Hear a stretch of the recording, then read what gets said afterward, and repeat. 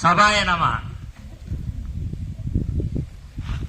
ఈ కార్యక్రమం యొక్క ముఖ్య ఉద్దేశం మన కుచ్చేల దాత కానీ ఇంకోటి కానీ ఆయన ఒక్కసారి, మీ పేరు సార్ పూర్ణచంద్రరావు గారికి మీరందరూ నా సమక్షంలో కరతాళ ధ్వనులతో ఒక్కసారి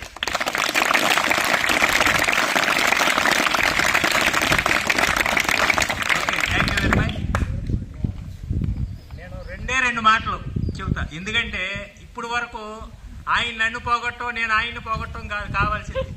వీళ్ళందరి దృష్ట్యా కూడా మీకు అంత ఇప్పుడు ఆయన చెప్పినా నేను చెప్పినా సరే ఓన్లీ ఏం చెబుతాం, మాటలు చెబుతాం అంతే, ఏంటి ఖర్చుతో లేనిది. కానీ ఆయన అన్ని వేలు ఖర్చు పెట్టి అట్లా ఇచ్చారు మీకోసం. అంటే దేనికోసం ఇచ్చారు చెప్పండి? దేనికోసం? అందరూ చదవాలి అననే, అందరూ ఎదగాలి, అందరూ చదవాలి, అందరూ ఎదగాలి.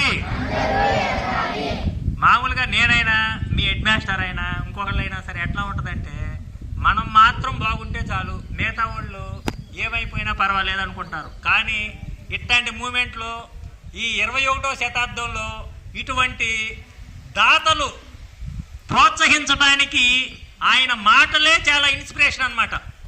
ఎవరి మాటలు? హెచ్ఎం గారి మాటలు. అదే విధంగా ఎన్ని మాటలు చెప్పినా సరే నాలాంటోడు అనుకో ఒక్క పైసా కూడా ఇదిలించడం, అర్థమవుందా మీకు? కానీ ఈ ఊరు పెద్దలందరూ కూడా మన పాఠశాల కోసం ఇంత ఇదిగా ఇస్తున్నందుకు మరొక్కసారి గట్టిగా కరతాడు.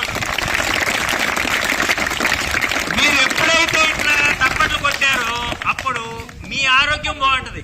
మీ ఆరోగ్యం ఎప్పుడైతే బాగుంటుందో అప్పుడు మీ చదువు కూడా బాగా ఎక్కుద్ది. ఎందుకని ప్రతి మనిషికి కూడా ఒక 9 సిస్టమ్స్ ఉంటాయి.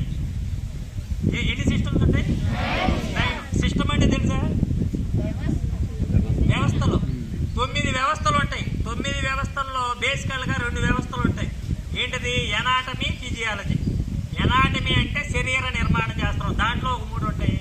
శరీర ధర్మశాస్త్రంలో ఒక 6 ఉంటాయి. ఆ 6 మాత్రం మన చేతిలో ఉంటాయి. పై 3 మాత్రం తల్లిదండ్రుల ద్వారా భగవంతుడి రూపంలో ఇట్లాంటి పెద్దల యొక్క ఆశీర్వాద రూపంలో వస్తాయి. 3. ఆ 3 ఏంటంటే స్కెలిటన్ సిస్టమ్. ఏంటది? 206 ఎముకలు ఉంటాయి స్కెలిటన్ సిస్టమ్.